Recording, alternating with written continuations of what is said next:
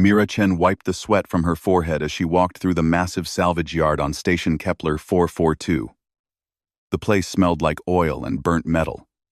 Everywhere she looked, there were spaceships. Big ones, small ones, shiny ones, and broken ones. Most of them cost more money than she would ever have. Her own ship, an old cargo freighter, was dying. The engines made strange noises. The hull had cracks.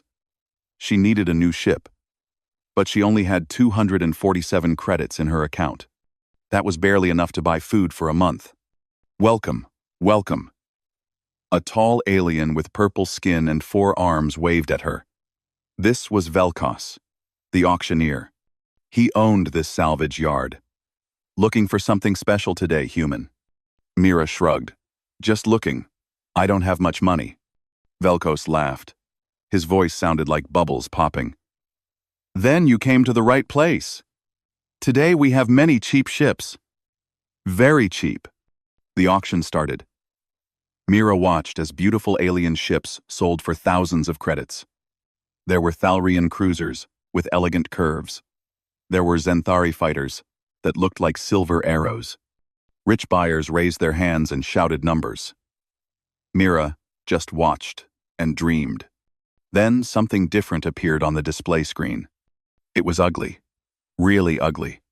The ship looked like a giant metal brick with engines attached to it. It had no curves, no style, no beauty. The surface was covered in thick, gray plates that looked ancient. Small windows dotted the front like tiny eyes. The engines were huge and primitive-looking.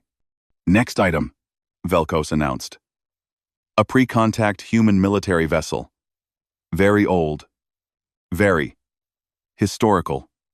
He said the last word, like it was a joke. The systems do not work. The technology is outdated. But perhaps someone wants a museum piece? The crowd of aliens laughed.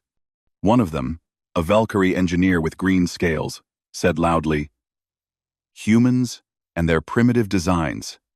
They built ships like tanks, when they should have built them like dancers."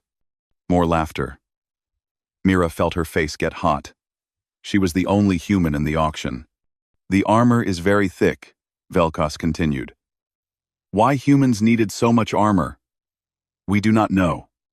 Modern shields are much better. Starting bid is 100 credits." Silence. Nobody raised their hand. Nobody wanted it. 50 credits? Velkos asked. Still nothing.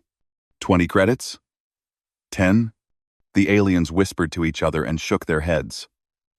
One alien woman pointed at the ship on the screen and made a gesture like she was throwing garbage away. Mira stared at the ugly ship.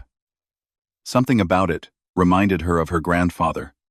He had been in the Earth Defense Force before humanity joined the galactic community.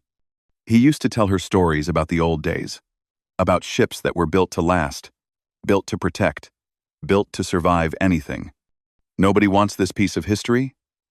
Velkos sighed dramatically. Fine, fine.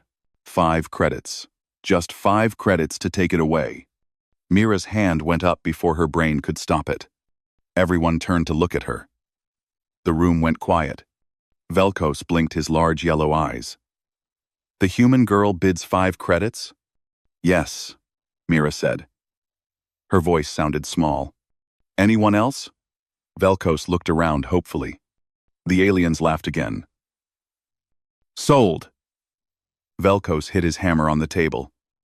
The human buys the human junk for 5 credits. How appropriate. 7. Mira paid her 5 credits and received the docking codes. As she walked out, she heard the aliens talking behind her. Crazy human. She wasted 5 credits. That ship probably cannot even fly. Maybe they were right. Maybe she was crazy.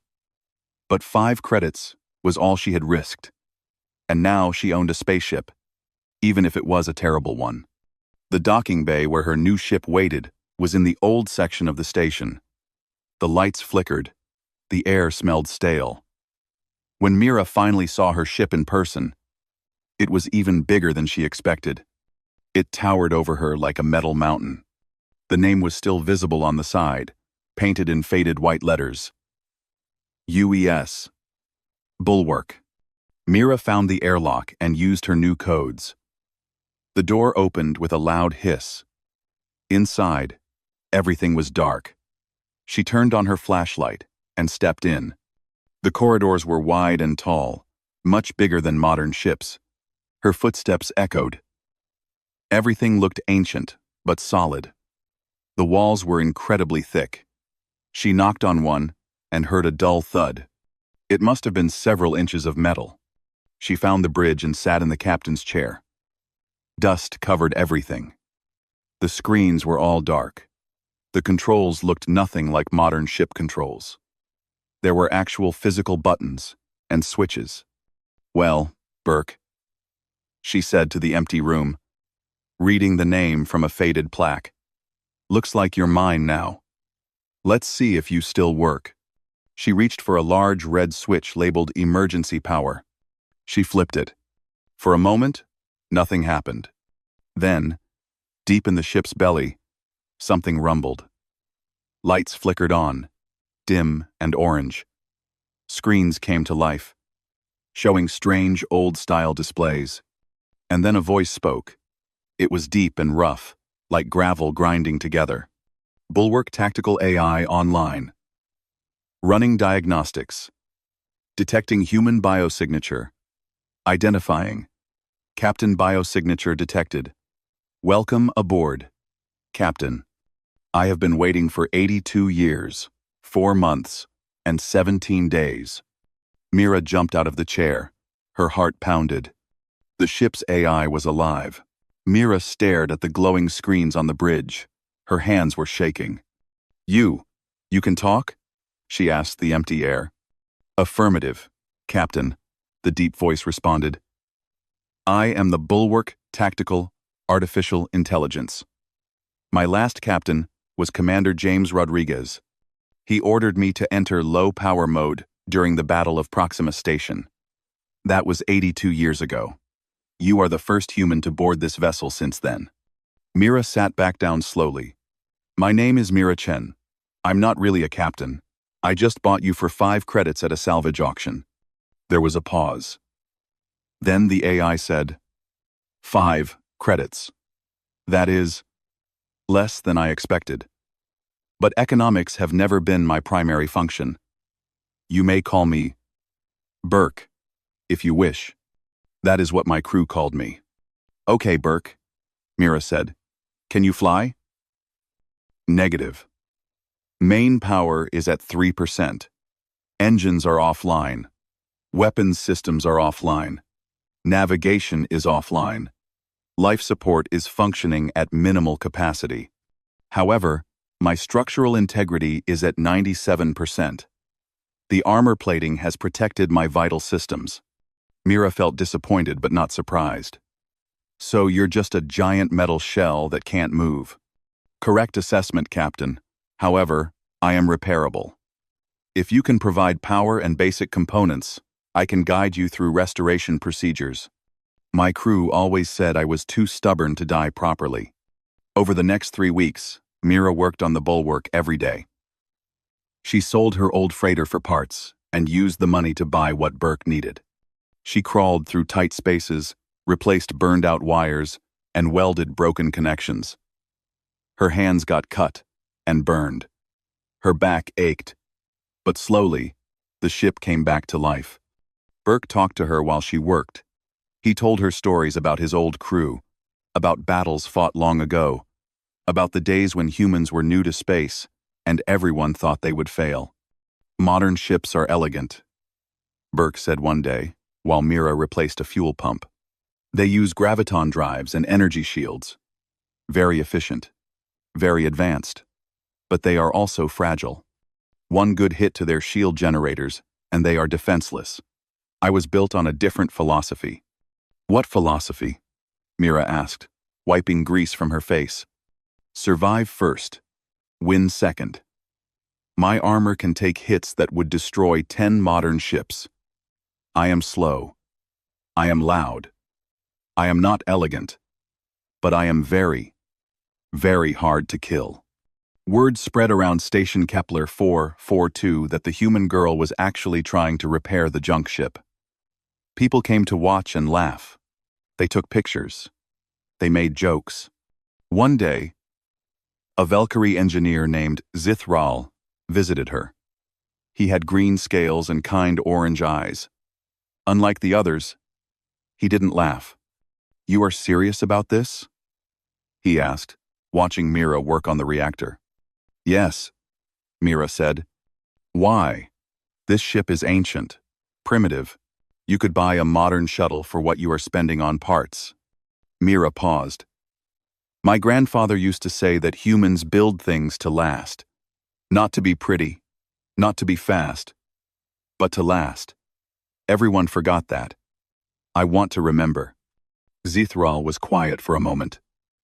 Then he said, "Your species does everything the hard way. Sometimes I admire that." He pulled out a small device from his tool bag. "This is a power converter. Modern design, but I can modify it to work with your ancient systems. Consider it a gift. Maybe I want to see if the hard way actually works." With Zithral's help, Mira made faster progress. 4 weeks after buying the ship, the main engines were ready to test. Station Control was not happy. "Absolutely not," the station manager said over the comm. "That ship is too old. It will explode. It will damage the station. Request denied." "I have to test it," Mira argued. "Or I can't pay my docking fees." "You'll scrap the ship anyway." After an hour of arguing, they gave her permission. But they made every other ship move far away first.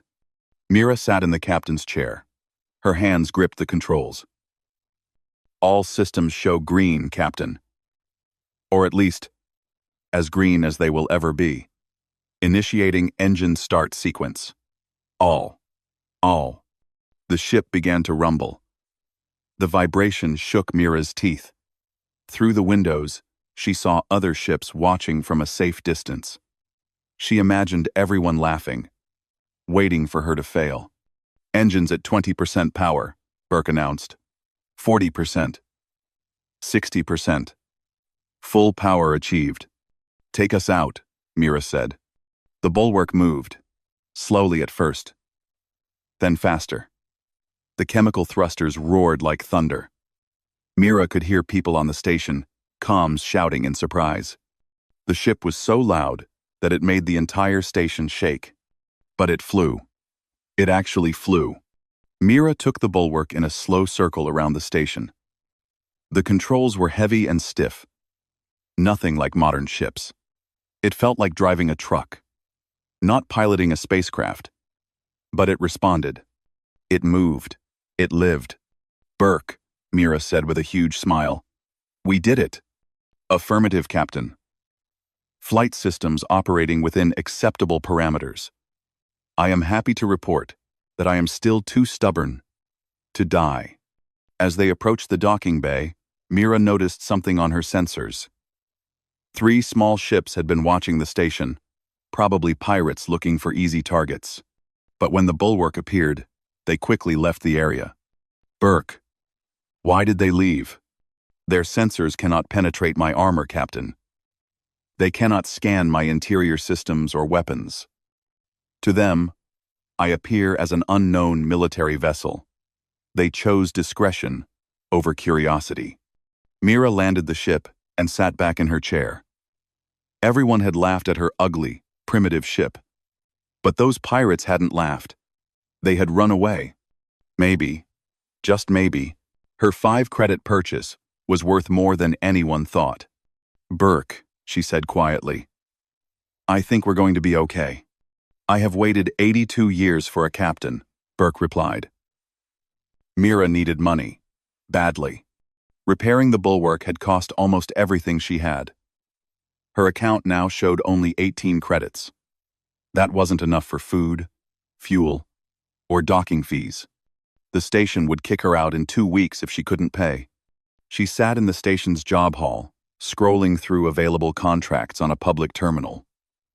Most jobs required expensive licenses or special equipment she didn't have.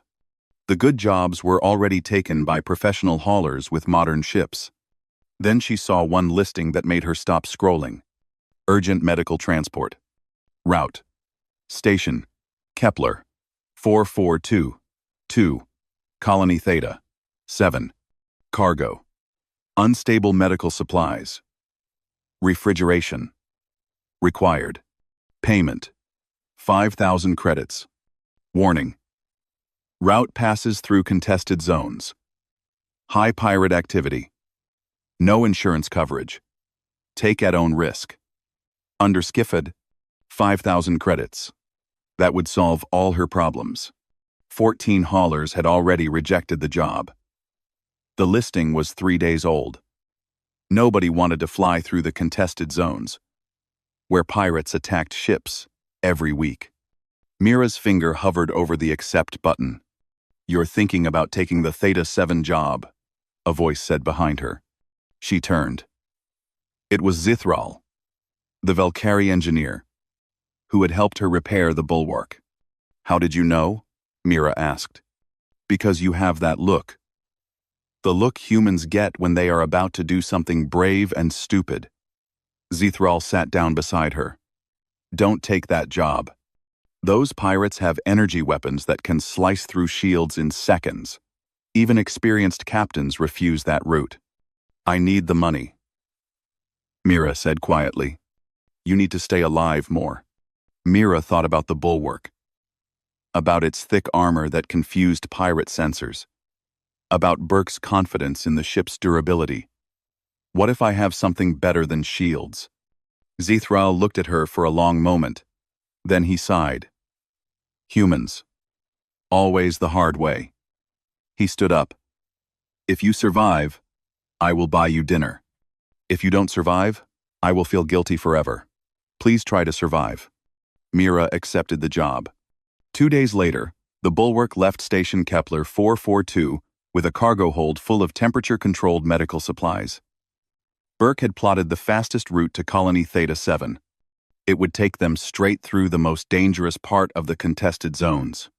"Captain," Burke said as they entered the zone, "I should mention that my weapons systems are still non-functional. If we encounter hostiles, our options will be limited." "I know," Mira said, gripping the controls. "But they don't know that." For the first 3 hours, nothing happened. Space was quiet and empty. Mira started to relax. Then, Burke's sensors picked up 3 ships approaching fast. "Hostile vessels detected," Burke announced calmly. "Configuration matches known pirate interceptors. They are powering weapons. Impact in 30 seconds. Mira's heart pounded. "Can we outrun them?" "Negative. They are much faster than us." The 3 pirate ships surrounded the bulwark, forming a triangle around it. Mira's comm crackled to life. "Attention cargo vessel," a rough voice said. "Cut your engines and prepare to be boarded. Resist, and we will destroy you." Mira didn't respond. She watched her screens as the pirates powered up their weapons. "Captain, they are firing," Burke said. 3 beams of bright energy shot toward the bulwark. Mira closed her eyes. The beams hit the ship's armor with a sound like thunder. The bulwark shook slightly. Alarms beeped on the console. But the ship kept flying. "Damage report," Mira said quickly. "Armor scorched in 3 locations," Burke reported. "No penetration. All systems functioning normally. Hull integrity at 96%. Mira opened her eyes. They were alive. The pirates had shot them with everything they had, and the bulwark had barely noticed. "That's impossible," the pirate voice shouted over the comm. "What kind of ship are you?" The pirates fired again. More energy beams splashed against the armor like water against a rock. More scorch marks appeared, but nothing broke through. Mira could hear confusion and fear in the pirates' voices as they talked to each other on their own channel. "This is military-grade armor. Our weapons aren't working. What is this thing?"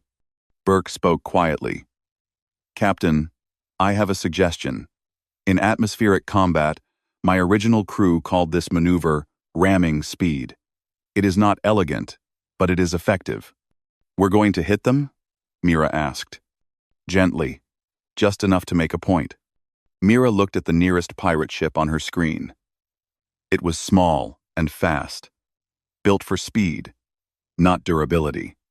The bulwark was 10 times its size and covered in armor that could survive weapons fire. She made her decision. Mira pushed the throttle forward and turned directly toward the nearest pirate. The bulwark moved like a charging elephant, slow but unstoppable. The pirate ship tried to dodge, but Mira had judged the angle perfectly. The bulwark's armored side bumped into the smaller ship, sending it spinning wildly through space. Hostile Vessel 1 disabled, Burke reported. The other 2 pirate ships immediately turned and ran, their engines burning at maximum power. Let them go, Mira said, breathing hard. Her hands were shaking on the controls. The comm crackled one more time. What are you? The pirate asked, his voice full of fear. Mira smiled and answered, I'm just a cargo hauler, but my ship doesn't care about your weapons. She closed the comm channel and continued toward Colony Theta-7. 4 hours later, Mira delivered the medical supplies safely. The colony administrator was shocked to see her. You actually made it through the contested zones? The woman asked. Yes, ma'am. Nobody has completed this route in 6 months. You're either very lucky or very skilled. 7. Neither, Mira said. I just have a very stubborn ship. The 5,000 credits appeared in her account. Mira felt like she could breathe again. When she returned to Station Kepler 442, something had changed. People looked at her differently. The station workers who had laughed at her ship now watched with curiosity. Other cargo haulers asked her questions about her route. Zithral found her in the docking bay. You survived. I am both relieved and impressed. You owe me dinner, Mira said with a smile. Gladly. And I have news. 3 shipping companies have contacted the station looking for you. They want to hire the captain with the armored ship. Mira looked at the bulwark.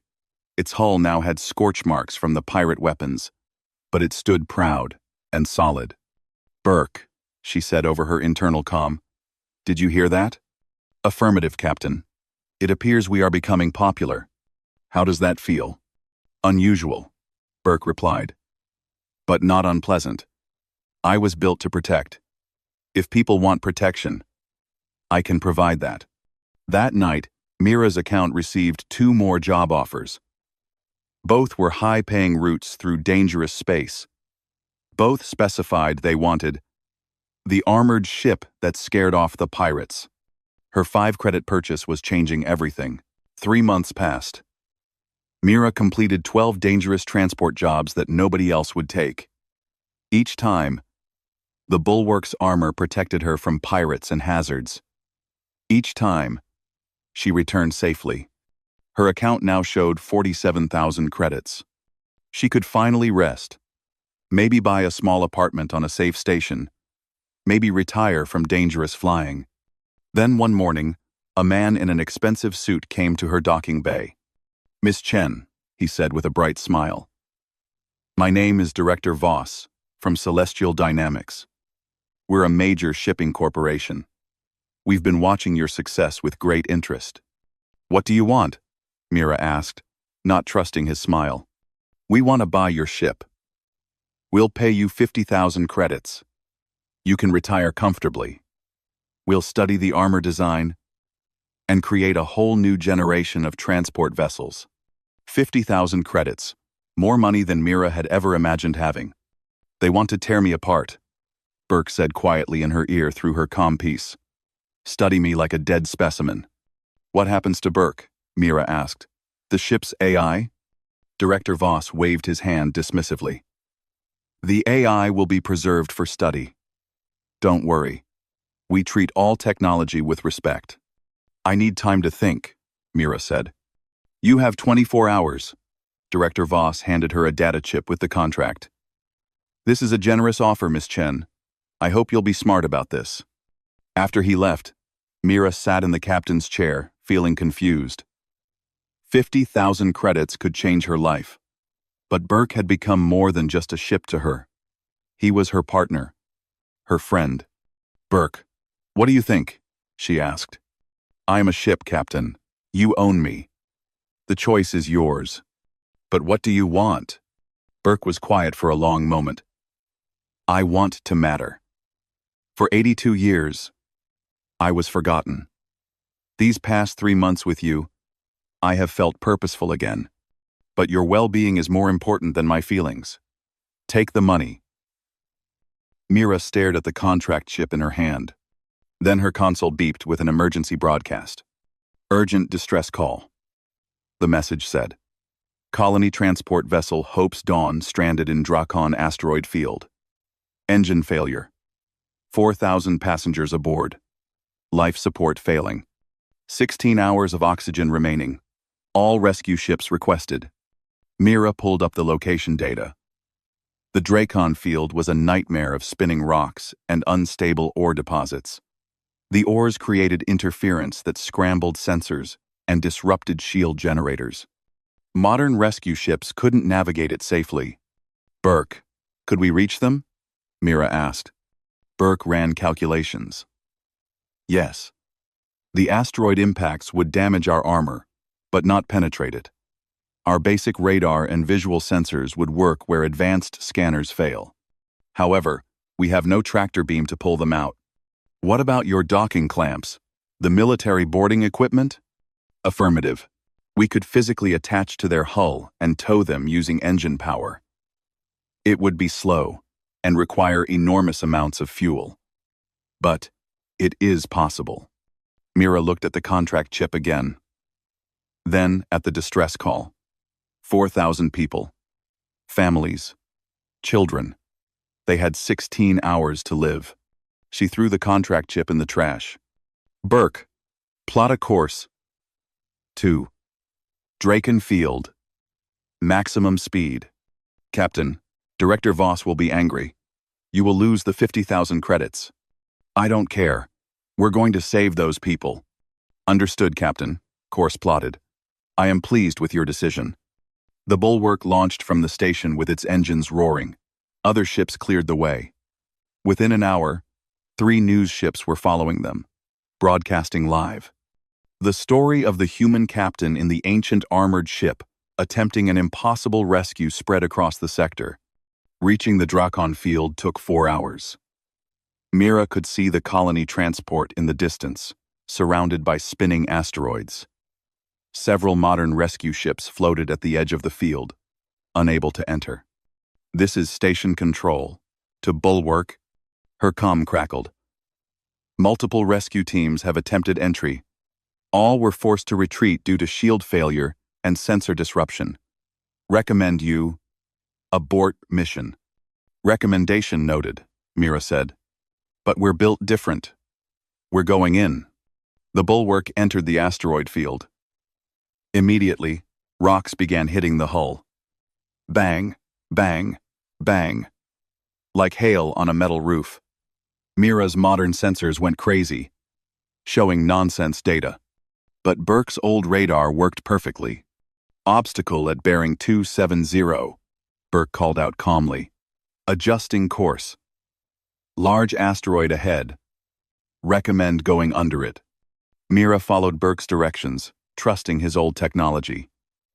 The ship shook with each impact. Warning lights flashed on her console. The armor was taking a beating, but nothing broke through. After 30 minutes of careful navigation, they reached the Hope's Dawn. The massive colony transport looked battered and dark. Mira could see faces pressed against the windows, watching them approach. "Burke, get those clamps ready." Extending docking clamps now. With careful precision, Mira maneuvered the Bulwark alongside the transport. The clamps extended like massive mechanical arms and locked onto the Hope's Dawn's hull with a solid thunk. "Connection secure," Burke reported. "Beginning tow procedure." The Bulwark's engines roared to life at full power. Slowly, Impossibly slowly, the two ships began to move. Asteroids continued to slam into them. The bulwark's armor groaned under the stress. Fuel gauges dropped rapidly. "Come on, Burke," Mira whispered. "You can do this." "I was built to protect humans, Captain. I will not fail them now." Hour after hour, they crawled through the asteroid field.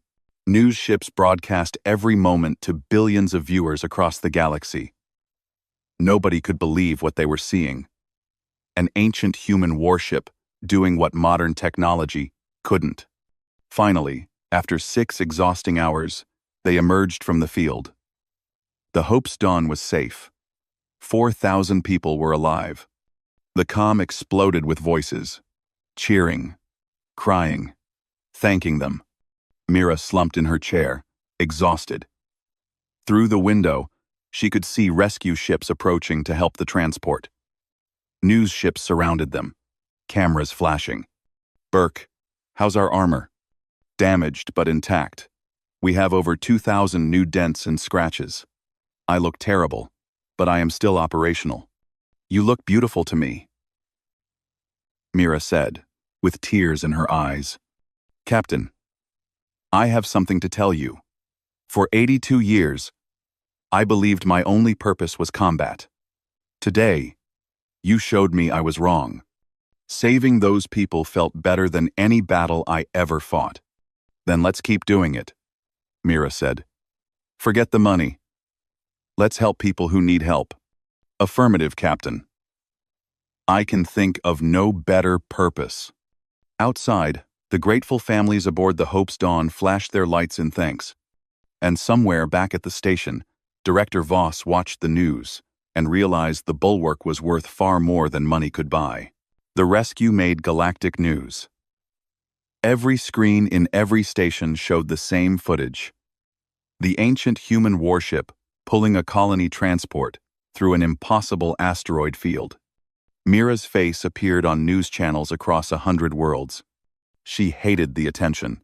"Another interview request," Burke announced as Mira tried to eat breakfast in peace at the station cafeteria. "This one is from the Thalrian Science Network. That makes 47 requests today." "Tell them no," Mira said tiredly. "Tell them all no." But she couldn't escape the changes happening around her. Engineers from a dozen species came to the station requesting permission to study the bulwark. Not to tear it apart like Director Voss wanted, but to understand its design philosophy.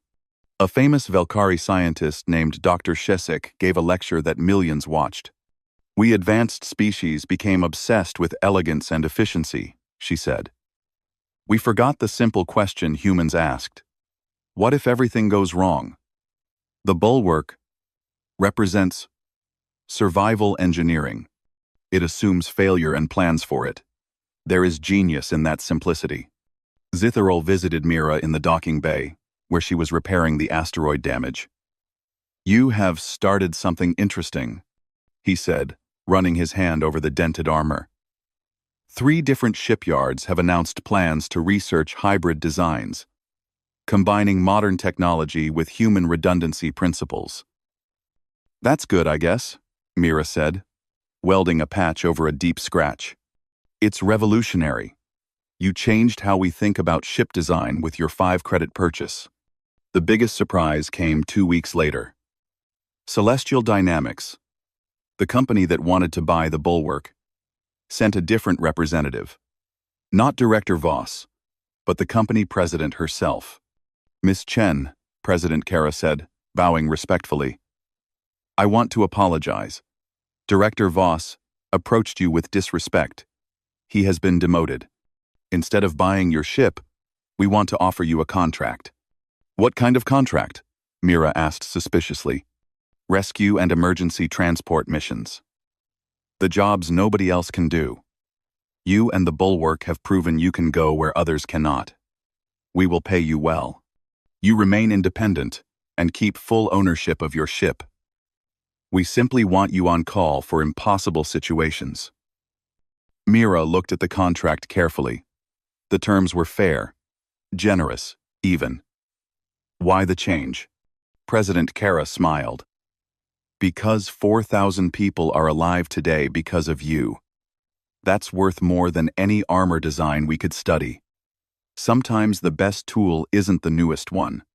You taught us that. Mira signed the contract. Over the next 6 months, Mira and Burke completed 17 rescue missions. They pulled damaged ships from radiation zones. They delivered emergency supplies through debris fields. They evacuated settlements from dying stations. Each job was dangerous. Each job was something modern ships couldn't do safely.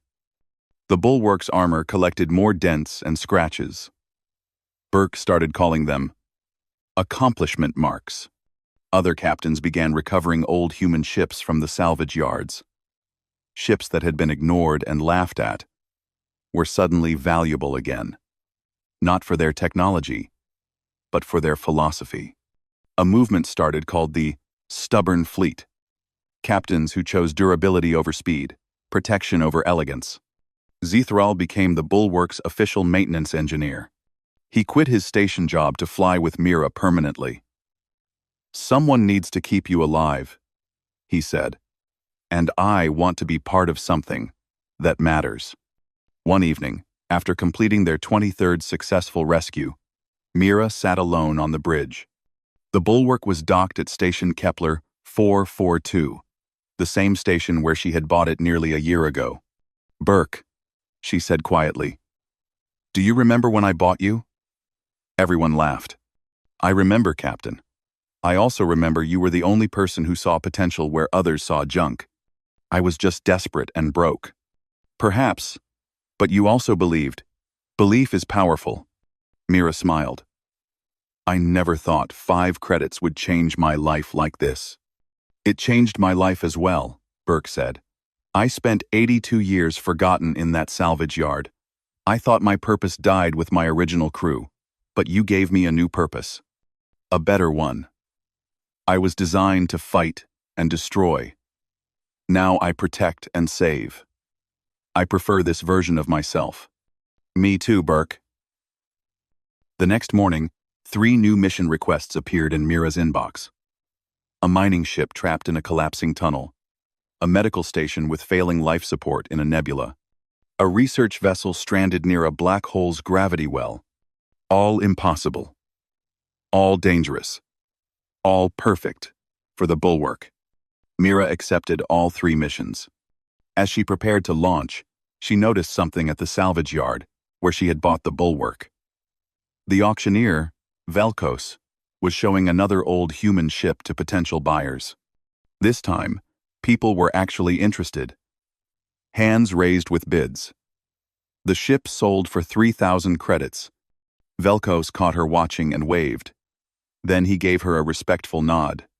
The bulwark's engines roared to life, shaking the station like always. Other ships moved aside respectfully now. Nobody complained about the noise anymore. That sound meant hope was coming. That sound meant rescue was possible. "Course plotted, Captain," Burke announced. "Ready to depart." "Let's go help some people," Mira said. The bulwark pulled away from the station, its scarred and dented armor gleaming in the starlight. It wasn't elegant. It wasn't fast. It wasn't beautiful. But it was exactly what the galaxy needed. Inside the ship, Burke calculated trajectories and planned the safest routes through impossible dangers. He had been built as a weapon of war, a tool of destruction. For 82 years, he had waited in darkness, wondering if he would ever be useful again. Now he knew his true purpose. Not to destroy, but to save. Not to fight, but to protect. And somewhere in the captain's chair, a young human woman who had spent her last 5 credits on a joke purchase smiled as she guided her stubborn ship toward people who needed help. The auction had called it junk. The galaxy had called it obsolete. The experts had called it worthless. But Mira Chen had called it home. And together, they had changed everything.